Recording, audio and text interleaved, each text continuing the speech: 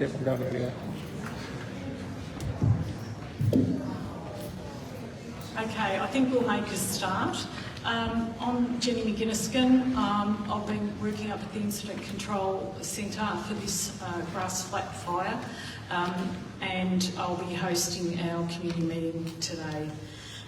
First of all, can I say a thank you to everyone who's arrived, whether you've been impacted by the fire or you're the wider community, a member who's come to support and find out how you can support those affected by the fire. I first of all want to acknowledge that there is a total fire ban across the state today in place, and a total fire ban has been declared across Victoria tomorrow. A lot of active fires in the landscape, so we were still really conscious of that. Today, with the meeting, we've got a number of people who are going to talk to you with information. The purpose of this meeting is it's a community information session. It's not about public debate, so we will stick to around the information for you. However, we will allow a lot of time at the end to answer any questions that you may have. So if you could please keep your questions for the end, just so we can get a lot of information towards for you. I'd like to first of all acknowledge Horsham City Council. We have our CEO, Gail Cat here, and also our Mayor Brian Klaus, who I might say was impacted by the fire. So thank you for coming, Brian, and to our other councillors from Horsham Municipal Council who are here today. We do have a number of representatives from other agencies. Some of those will be talking today. That includes Forest Fire Management, Horsham Municipal Council, Vic Pole, GWM Water, Power Corps, Emma Keeley, who's also got information from Telstra, Emma Keeley, our member for Lowen, and then we'll have also attending, we've got John Martin, the Director of Infrastructure for Horsham Rural City Council, Mandy Stewart, our Manager of Community Services and Safety, Dan Davidson, our Superintendent for Victoria Police, Ari Mellington, our Senior Constable, and Veronica Mellington, Acting Senior Sergeant, Victoria Police. We have Adele Rohde, Executive Manager, Customer Employee Experience from GWM Water. Power Corps, we have Richard Shelton. We also have Kim Hayes, the Senior Team Leader of Ambulance Victoria, Ryan Leffler from Operations Manager of Vic SES. We also have Maggie Bridgewater, Rural Finance Counselling Service, and we also have Grampians Community Health representatives who are working here. Not everyone from those are going to talk. There are a number of people who will be here in the background that you can get information from if you're seeking information, whether that's around relief, grants, anything, they'll be here for you at the end. So I think we'll get straight into it, and I'll introduce our Mayor, Brian Klaus, to do a welcome.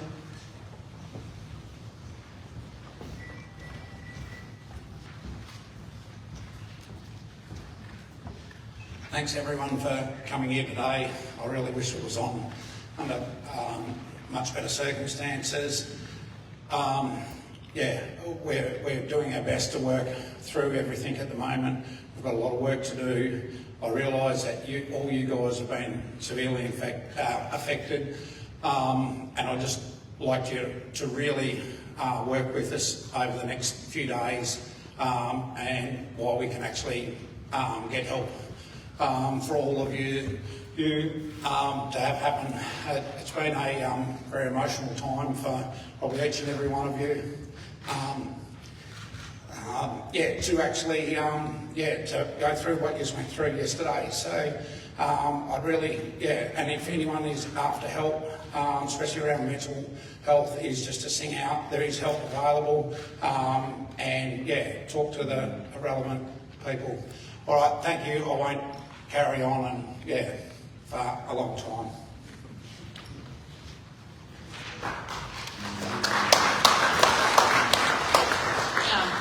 Thanks, Brian, and a good reminder about reach out to services with mental health. And as Brian said, we're here to pull together. He was severely impacted himself by the fire, so I appreciate that for you being here today, Brian. We'll now go into Glenn Rudolph, who's Planning Manager for Needs Control Centre, and he will give you an overview of the fire. You will find on your seats, we have printed a copy of the map, and this is the bigger copy, so if you need to refer to the map that we had on everyone's seats. I'll hand over to you, Glenn. Thanks, Jen. Thanks, Brian, for that opening. Okay, so for those who don't know me, my name's Glenn Rudolph. I was working in the Incident Control Centre yesterday up at Natimuck Road, Horsham. I work with Forest Fire Management Victoria normally, but with these sorts of incidents, we work collaboratively with all the agencies, particularly the CFA in this sense. The ICC was set up yesterday, as you're all well aware, catastrophic fire danger day for the state. Parts of the state, including the Wimmera. We know that this is as bad as it gets when it comes to fire weather. The weather leading up to yesterday was extreme. We had the heat wave, and for those, I'm sure you've been around for a while, will recognise that sort of weather pattern from situations like Black Saturday. So these sorts of events are not necessarily out of the ordinary. We had a fire very similar to this on Black Saturday, quite close to Horsham. So these sorts of fires are there. That's why we're set up, because we know we need to be prepared. So what I'm going to do, well, firstly I just did want to acknowledge, just up front, and apologise for the fact that we did have some community meetings set up in Natimuck and Quantong this morning. There was a decision made, safety reasons, not to go ahead with those. The fire ground itself is actually still, while the fire's not spreading, lots of hazardous trees out there, and we're actually trying to encourage, fire ground's closed essentially except for emergency services, and we thought it best not to encourage people to be trying to move in and around in that dangerous environment at this stage. So purely based on safety, we decided to postpone those meetings. So I just wanted to put that out front.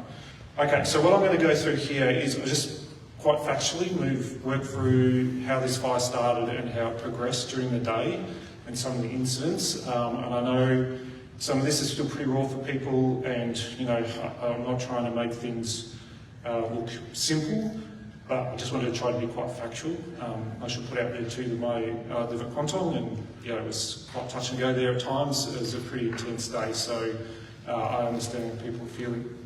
But I just want to just give you the facts, I suppose, and then we'll go into other details afterwards. So we know what the weather was like. So is this going to be? That's not going to work very well, sorry. Okay, so you can see up there on the top left, there's actually two fire symbols, but the one at the south there, the grass flat one. So this fire was detected very quickly by the Arapiles Fire Tower. So it's at Mayoral there, it's about 7 k's to the south of it.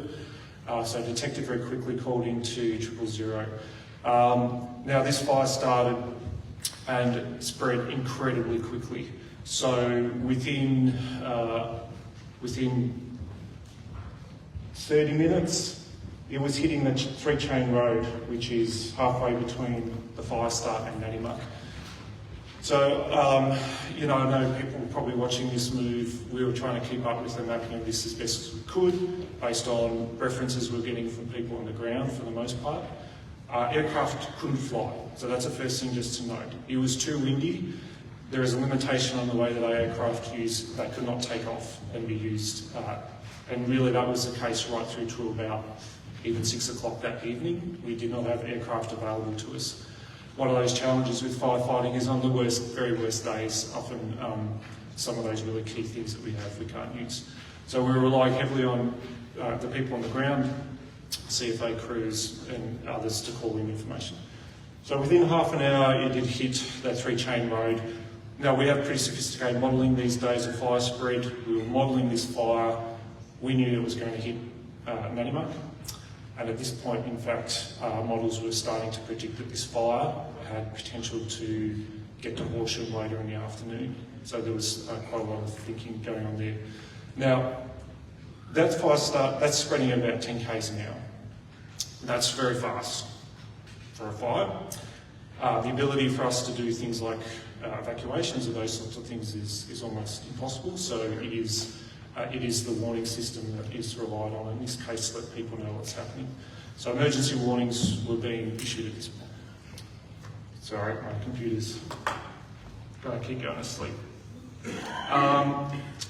So, can't do two things at once.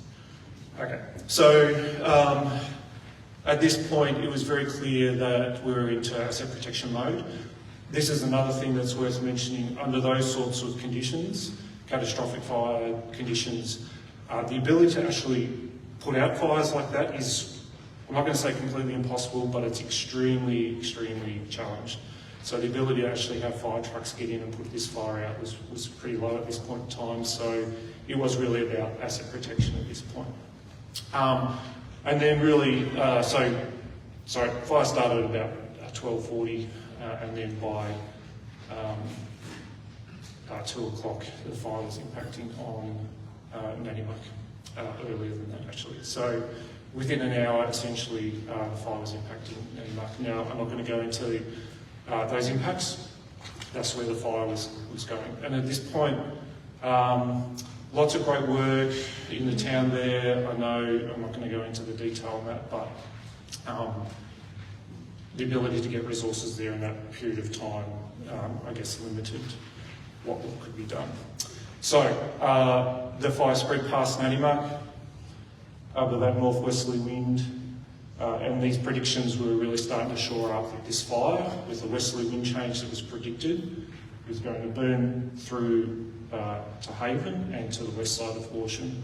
So planning was starting to go into place there about defence of those locations.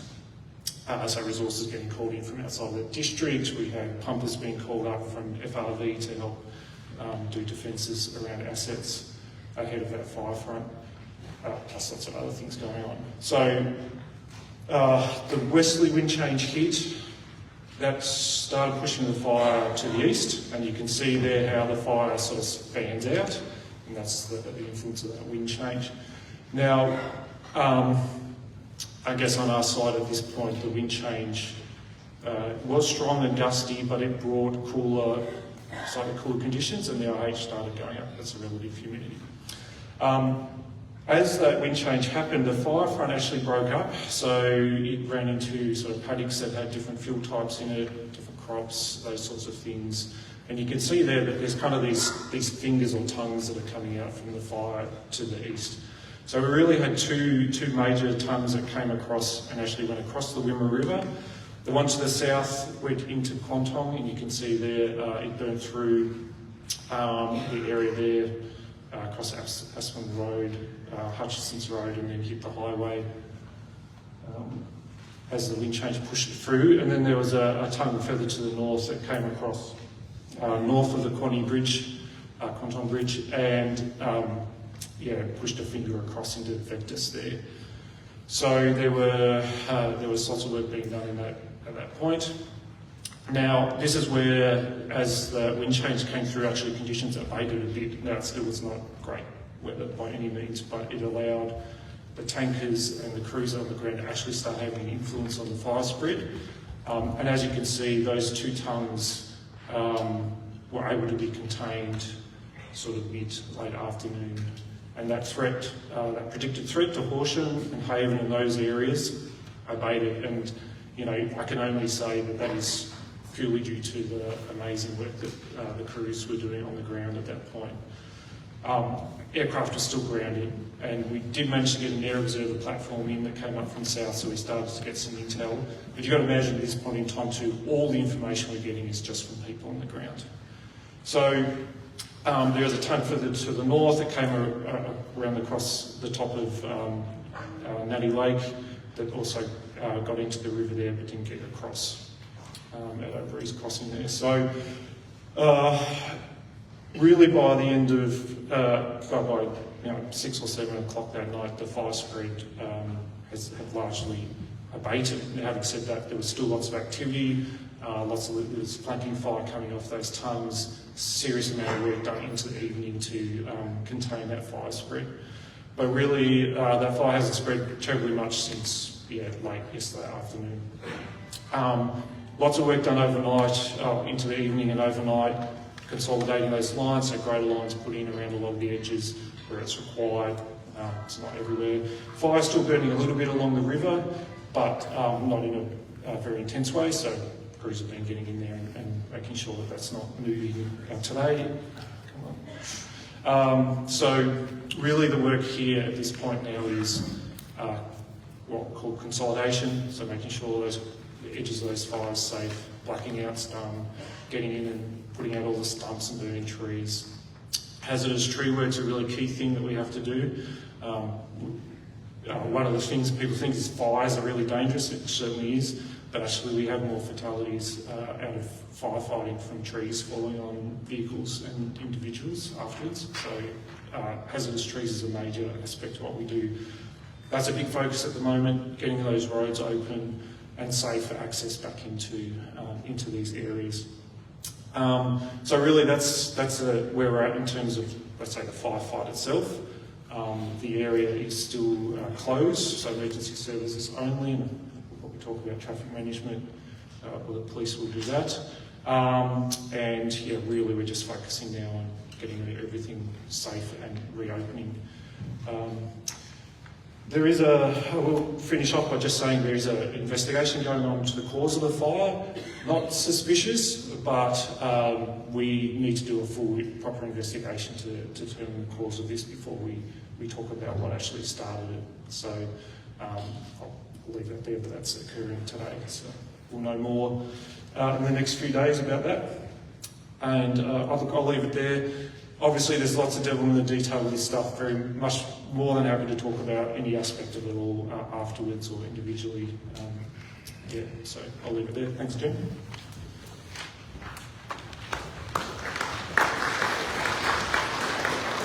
Thanks, Glenn. Terrific overview. And can I just say thank you to our community member whose phone went off, because that's a reminder, could you please put your mobile phones on silent? Thank you for the meeting.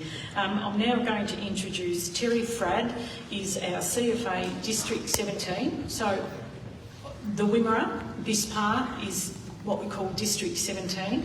Terry is our Assistant Fire Chief Officer for District 17, and he will have a quick chat to you. I'd just like to say thank you everyone for coming here today. I wish it was here in a better circumstance that I'm here talking to you. I just want to say that for everyone, the conditions yesterday were absolutely atrocious, catastrophic, 90k winds. We had people in a car driving from Grassplat from the original, trying to get to Natty Muck to organise the defence of the fire, and they're saying that the fire was going as fast as they were in the car. It was a narrow fire going extremely fast, and then of course the wind came, changed across, and then like Glenn's picture said, it's fanned the fire out quite large. Yesterday we had over 30 of our fire trucks from around the district there. We also had vehicles, district strike teams from 4, 5. We had trucks from Portland, South Australia. We also had plenty of our private appliances, which are mainly all CFA old trucks that the farmers have bought and got them on their own properties. And also plenty of farmers with their tractors and their discs and their ploughs, and let me just say, without the private appliances, the farmers with their disc and ploughs, we would have been talking of a very different fire. The work that was done by the private appliances and the farmers and all our volunteers is just staggering. When you think about it, a day like today, everyone else was sitting at home in a nice, cool, calm air conditioner. These guys have left their own properties, left their families, put their safety at risk to come out and fight these fires. So I think we should acknowledge the great work, like Glenn said. There was great cooperation between CFA and DECA, and we had FR Fire Rescue Victoria had ground observer crews up here as well, which were indicating getting additional information into the ICC, which is absolutely crucial, so some really intelligent decisions can be made. So I just want to acknowledge our volunteers for that to start with.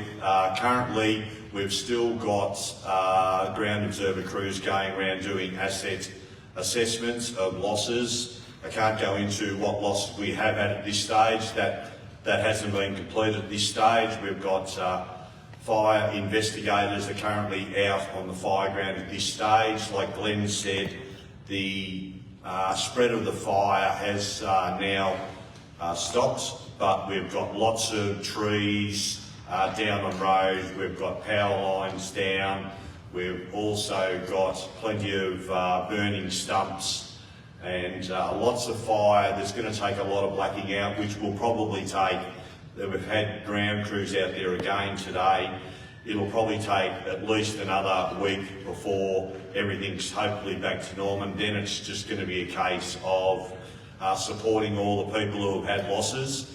So can I just say that thank you to everyone out there who took heed of our messages of leave early, enact your fire plans, because that, at the end of the day, if we have lost houses, which we have, it compares in the comparison when you look at we haven't lost a human life in these fires. These are 9,000 hectare fires going in under uncontrollable conditions, and no one's lost their life. So I just think our volunteers, Glenn's, Deca, CFA, everyone's worked really well together. So I think it's been a really, really great result in the end, even though we're going to have some losses. So our most important thing is our protection of life and property.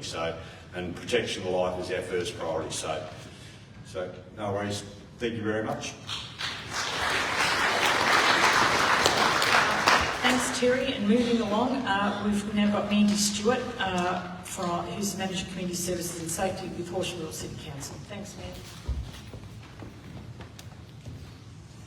Hi everyone. More importantly at this time, I am your Municipal Recovery Manager. So I, along with a fantastic team, will be standing with the community and supporting you over the weeks, months, and I know years from other fires ahead. What I need to say to you today is that a lot of one of the things we have to do when we've had these sort of incidents is there's a lot of sitting in uncertainty, and I know for many of you, because you can't get home yet, you're in that, but as we move forward there will be more information come available for you. If as we go forward you need information, Council is the navigator, so please you can ring in through our reception, you can use on the front of the Council site. There's an online form you can use. We will get back to you. We will be in this building today and tomorrow. We're hoping, all things being equal, that we'll be able to set up a recovery hub, probably out at NC Squared, so we can be there during the day. So if people have got questions or they want to contact us, they can come in, ask what they need. If we don't know, we'll find out for you. A couple of the things I need to say today. We've got Grampians Community Health in the back of the hall on the right-hand side. They have been with us since we opened the doors. They have fabulous trained staff who have worked through many fires with us, with Dadswells most recently, Grampians fires. Please, if you need to reach out, they're good people to talk to. They can solve all sorts of problems, little and small. And the other one, most importantly, we've got the Department of Family Fairness and Housing, one of those gov things, in the other corner, and they are involved with the state funding. So if you think there's an eligibility, you can talk with them. We also ask people who evacuated to register with us, because it just helps us with our figures. It means that we can track you, because in a week's time, you know, someone rings me and say, I've got so-and-so and they want such and such, and I'm going, yeah, we saw them, this is their details, and it just makes the system work, because it is a system. Bureaucracy, you can't get around it. A message from our waste team: there will be at Nanamuck Recycling and at Quantong big skips for food waste, because we know your power's out there, even if you don't know it yet.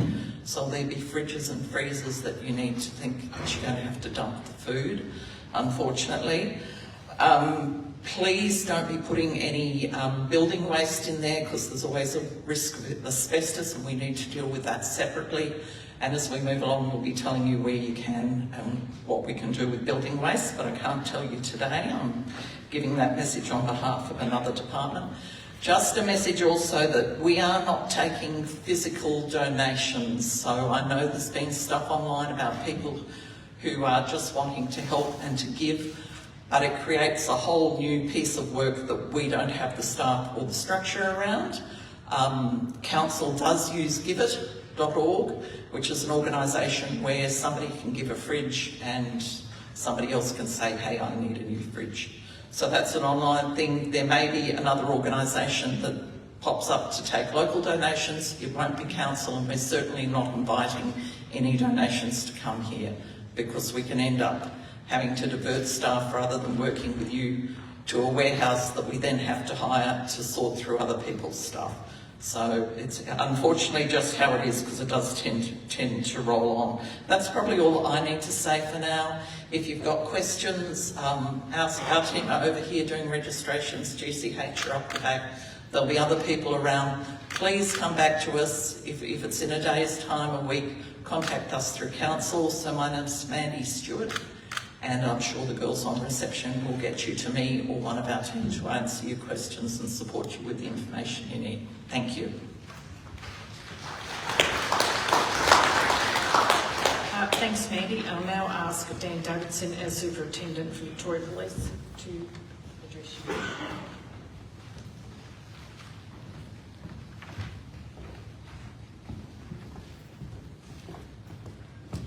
Thanks, Jenny, and thanks very much to the community for coming out in such great numbers to receive the information that's really vital to you at this horrific time.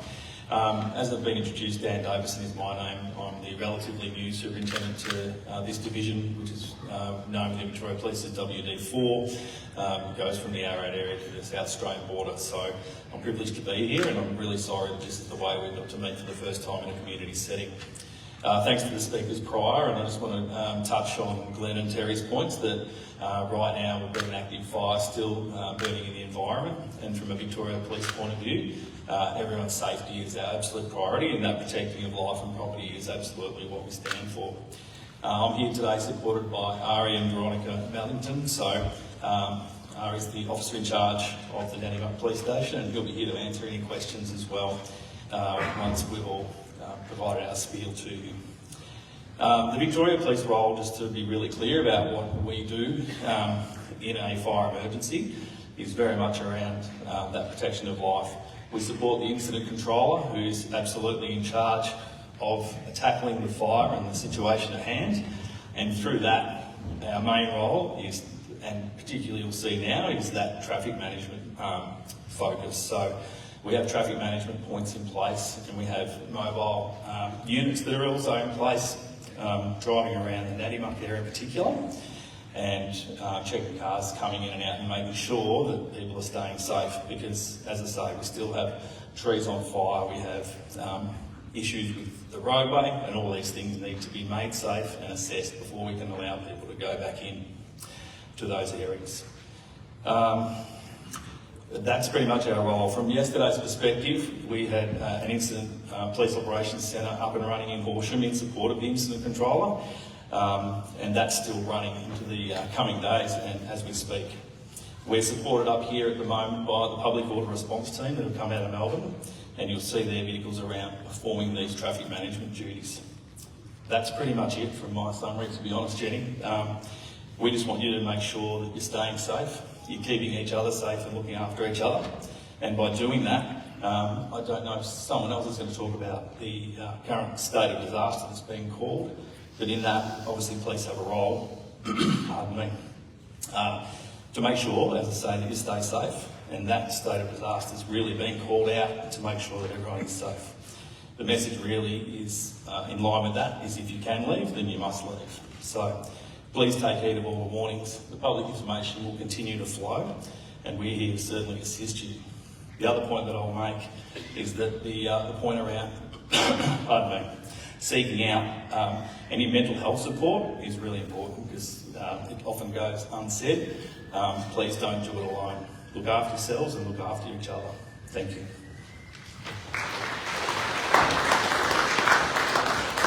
Thanks, Dan. I'll just ask Adele Rhodey from GBL Water. Thanks, Adele. Thanks, Jenny. I'll be really brief. So I suppose in some good news is that in terms of the Natty Muck supply, we didn't experience any major damage to our infrastructure during the fires, and the water remains safe to drink. So we'll continue to monitor that water quality and let you know if anything changes. The booster pumps were restarted this morning after we wired a generator in, so that will continue to run until power to the town can be restored. If you have been away from your property, we encourage you to run your taps and flush the lines out a little bit because there might be a bit of sediment build up in there. If that doesn't clear or you still have issues with your water supply when you return home, please get in touch with us and we'll send somebody out to have a look at that. For those on the rural pipeline, we've had crews attending major leaks and breaks along those lines last night and into today. We have had to isolate one section, which will be take a little bit longer to fix. For those of you that may have had water taken off your property out of dams for firefighting purposes, that water will be replaced by incident control. Encourage you to register with council so that they're aware that you need that. Likewise, if you're reliant on rainwater tanks for your drinking water, you don't have a connection to the town supply, there is also replacement drinking water available for those tanks. But the Department of Health does recommend that what you've got in there now is drained and cleaned along with the ash off your roofs before we do that replacement. Again, encourage you to register with council if you fit that bill and you need that drinking water replaced. And just finally, we're really conscious of the impact this has had on the community, and if there are any local residents or businesses that are experiencing financial hardship as a result of these bushfires, we really encourage you to reach out to our customer support team. We have a confidential support program that can provide very flexible support based on what you need. So please reach out to our team from Monday.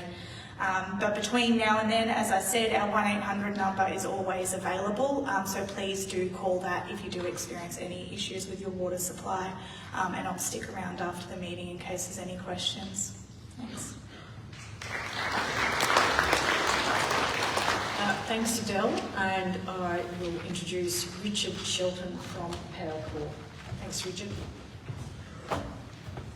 Thanks, Jen. For those who don't know me, my name's Richard Shelton, and I'm here just to give you an update on where we are with the restoration process and also some safety messages. Now, for context, I'll talk about the restoration process first, and then that'll lead into some safety messaging. So, as of around lunchtime today, we were granted access into the fire ground, and we've sent our crews in to initially make their initial assessments, make safe at those power lines that are on the ground, and start to stand some poles today. We're planning to stand 8 poles today and get power back on to the main street of Natty Muck tonight. So that will bring most of the town back on supply tonight, about 90%. So we're going to cut in a new switch a little bit further to the west and get supply on tonight is the plan. From then we've got additional resources scheduled to come into town tomorrow to complete the backbone and get that backbone supply all the way out to Garot back up hopefully tomorrow night. So that's the plan for the backbone. When I talk about the backbone, that's along the highway.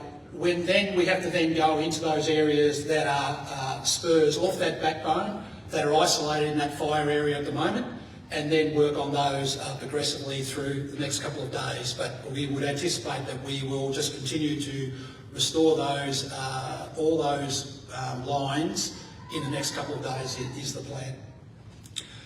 During that process, we'll also be isolating any damaged or lost homes from the network. that allows us to then reconnect the network and get that energy back into the network with not having those faulted homes connected to the grid.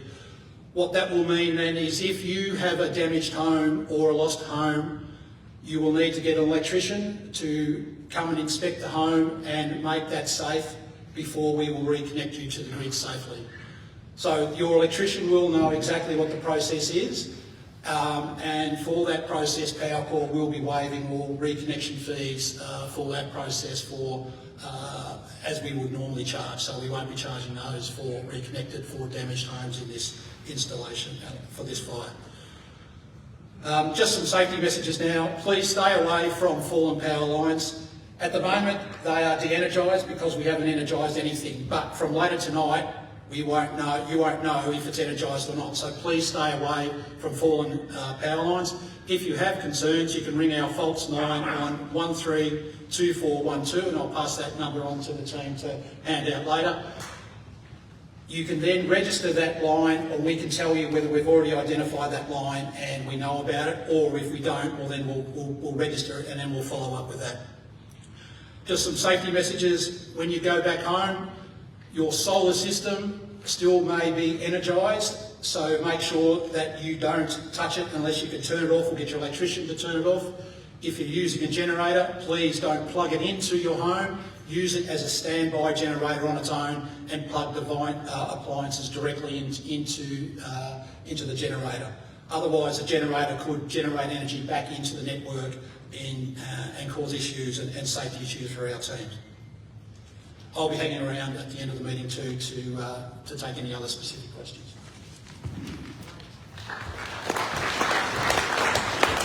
Thanks, Richard, and that's great news. Powercore have been working really hard to make sure we can get power restored as quickly as we can. And now our last speaker is Emma Keeley, our member for Lowen. Emma will also provide an update from Telstra. Thanks, Emma.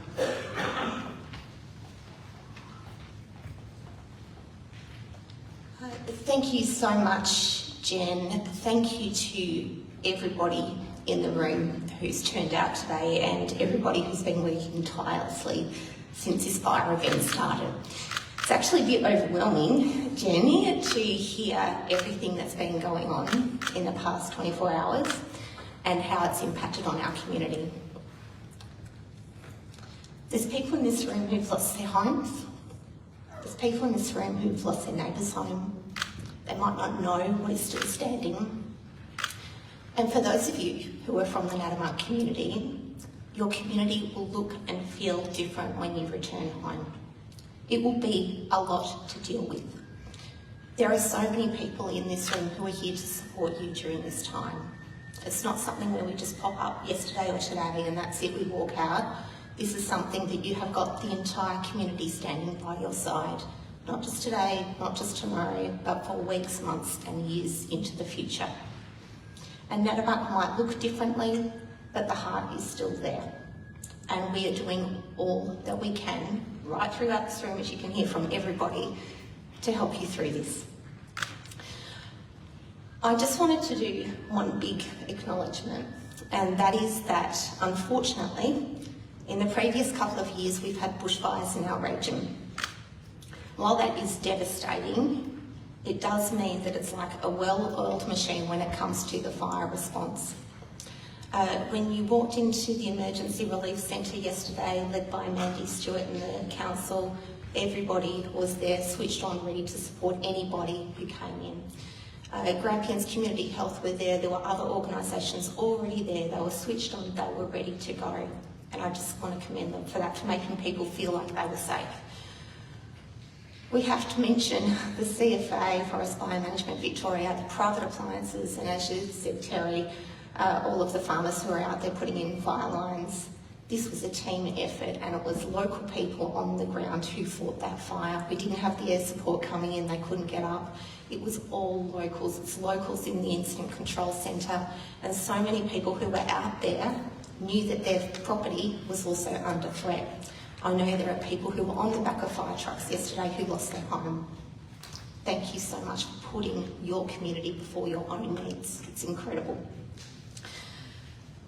There's one little message I want to give about mental health, and it's very early to talk about this, but I know the Grampians Community Health Team are here, and maybe Bridgewater is here as well, Hello Maggie. There will be a point in time when you feel like you need to talk about this, or you might feel like you don't have to, you have to stay strong for your family, for your friends, for your neighbours, for the community.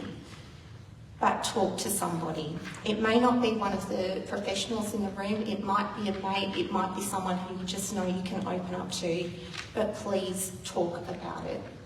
Because too many times we see people bottle it up and then it's like a pressure point and can explode sometime in the future. That can happen years down the track, and I've seen it with the Grampians bushfires with people breaking down 10 years after they faced fire. We're here for one another, we're here to support, we're here to listen. Don't feel that you are vulnerable and you need to stay strong. We're going to get through this together. I do have some good news from Telstra. The technicians were able to regain access to the tower earlier today at around 2:05 p.m. The testing has occurred. The power is on, thank you very much, Power Core, and it's my understanding that the mobile network has now been restored in that area.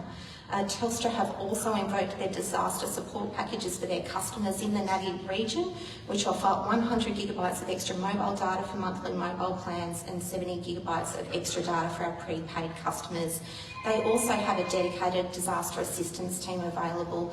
I've got the contact number, but I'll pass that on to other people because you've got an overload of information right now. I've also been contacted by the Commonwealth Bank. Essentially, they are putting in place their emergency assistance plan, which means that a lot of fees and charges are waived at this point in time. I'm certain the other big banks will follow suit, so please contact your bank and talk to them if you're having trouble with any payments at this time, particularly for businesses who can't operate while FPOS is down and the like, and while your town is closed. There are loads and loads of support. It will be overwhelming. When you go back to your town, when you go back to your property, make sure you're with somebody. It's a lot to take in. That's what my 5-year-old would say, it's a lot. Take a breath.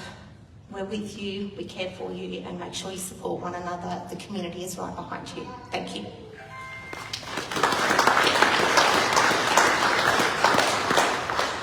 Thank you, Emma. That was very heartfelt, as I could tell, and as you could as well. That's the end of our guest speakers with information, but we do now have opportunity for any questions that you may have. We do have some roving microphones, so if you have a question, could you please put your hand up? Okay, and I'll just do it as we go. So, lady here in the 3rd row, in the pink.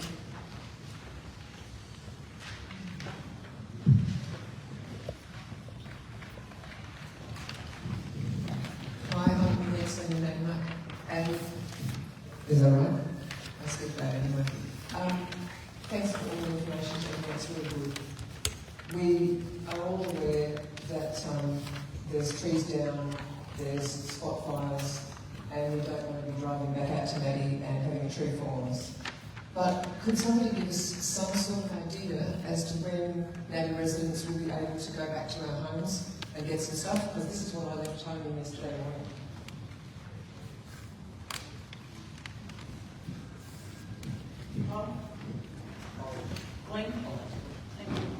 Yeah, thank you.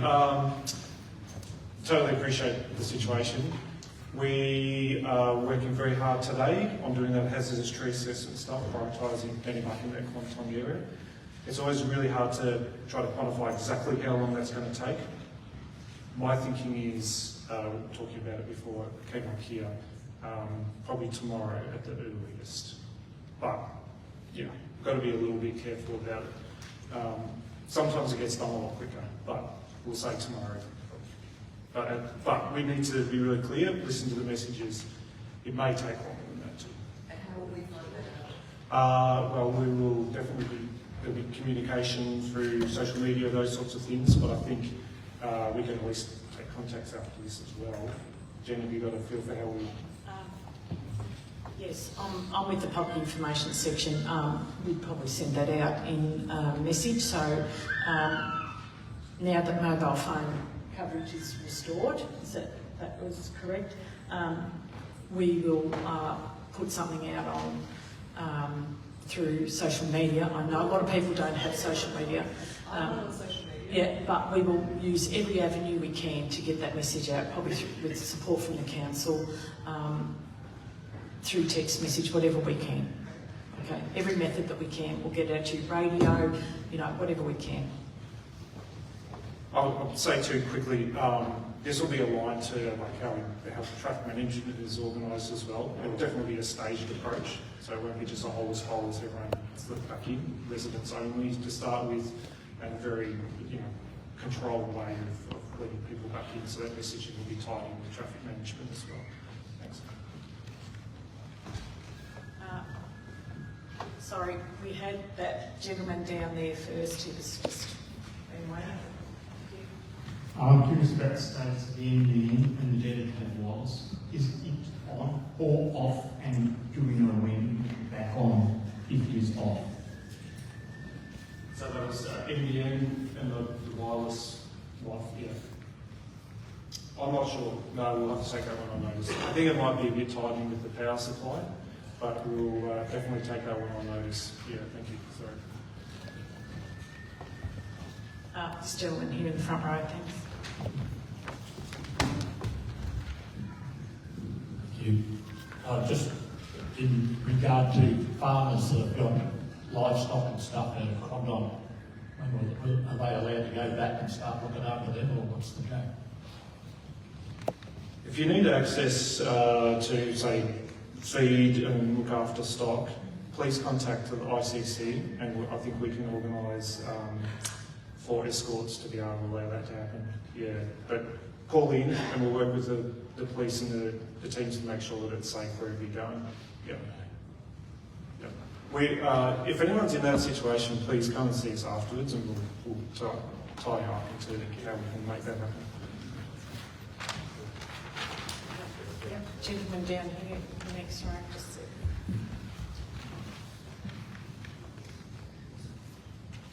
Many of us haven't been told exactly what's been lost. We've been here for all the time, basically, and we don't actually know if our house or, say, the units for Max makes us know he's lost. Yes, so part of the thing is we're working trying to prioritise and aid also do that assessment of all the losses. We have to be a little bit careful. We've had situations before and experienced with some as far as examples where we've told people the house is lost and they haven't, and then vice versa based on sort of hearsay information. So today it's another one of our big priorities is to actually really quantify which houses have been lost. And the idea is then once we've got that list, we'll be talking to council to get the details, and we'll be trying to contact those people. Now, if you're one of those people that you really want to know, again, it's one of those things, please, we can take your details now and let you know as soon as we find out. We have to be really careful about having the right information because it can be worse if we give people the wrong info. Can I just add to that? We've got ground observer crews going out, going through the whole community, the different communities. They've been out there now for 2 days working on that, and they're still going through it. I left them about an hour ago, and they were going to different parts, and they're still working on it. So we're not trying to hide any or anything. It's just we've got to make sure we get our ducks in a row and everything's right. But guarantee you we are working really hard on that. Any other questions? Oh, right down the back. Hang on.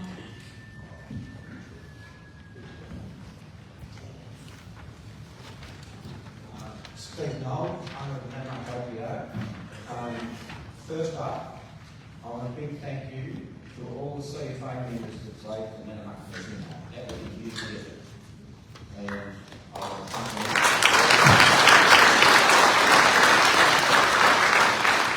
For all the people I know that have lost their home, I feel it myself. I've got a friend that's lost their home. So that's fine.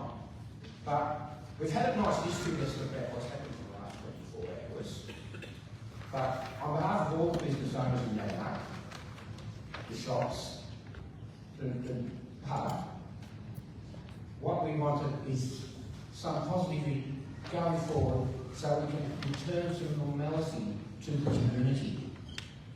And for that to happen, we've got to get into the Natimak community by the weekend so that things are happening and there is some normality in the community which is going to inspire people. And we need to know when we can get in there. I've bought a generator to come up and run my shop because Powercore told me I wouldn't have power till 4 p.m. Wednesday. And I spent 15 or 20 minutes ringing Powercore because the next set would be on at 4 o'clock today. So, you know, you've got these conflicting stories and you can't plan. So we've got to get mail in and out. The shops are going to have to replenish because what they've got on hand is to be dumped. So we can't open a business at 9 o'clock Monday thinking that it's ready to run. We've got to have some planning time and some planning ability. So when are we going to get into the community and when are we going to be able to assess where we're at and set up some normality ready for this working week?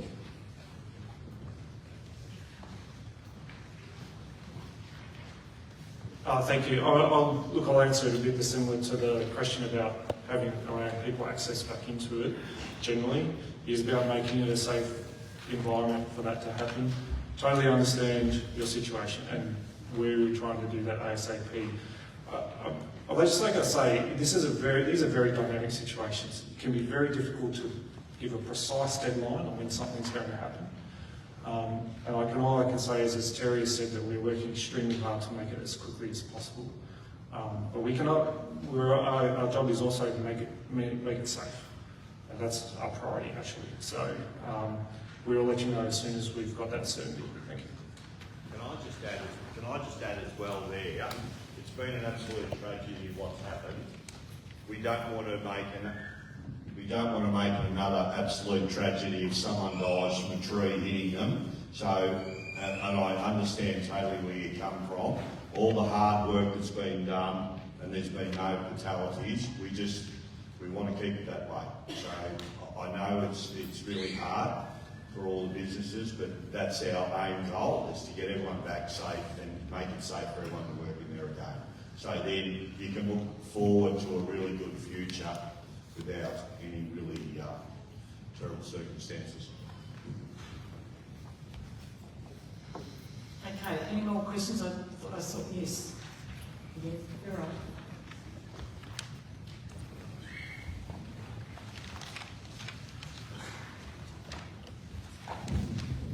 Sorry, my hearing aids aren't working because my charge is out at Natimak. So I didn't hear when Mandy Stewart, where are you? Yeah, there you go. Hello. So you were talking about when the food in our freezers go off, which will go off because we're not going to be back till tomorrow, which is fine. So where's the food? Where do we put it? Because I've got a freezer full that's going to have to go somewhere, and I couldn't hear you because I can't hear. I'll come and talk to you, but at the transfer station at Quantum or the recycling area in Natimak, there'll be big skips there. Oh, okay, cool. Thank you. Yeah, John Martin here from Council. Just to clarify that, so the area that's sort of got an official transfer station at the west end of Lake Ave, we'll get a skip in. I think we're already there. That will be available to be open all the time. There's no charges. Quantum transfer station as well, a couple of skips there for food waste. As Mandy said before, we're providing some further advice about broader waste materials from this event in the next couple of days. We expect that there will be free disposal of fire waste. We'll get the okay from the EPA fairly soon, I would expect, as part of a disaster of this sort. So further details will follow in the next few days. But food waste, skip bins, Lake Ave, West End, where these the old scrap metal and the recycling centre and all that is. So I think everybody knows where that is. Okay, any more questions? Okay, if not, can I say thank you all? It's been a really traumatic time for a lot of people. A lot of us have been through it ourselves and also have real empathy for you. So as Emma Keeley said, it is not normal, and your few days ahead will not be normal.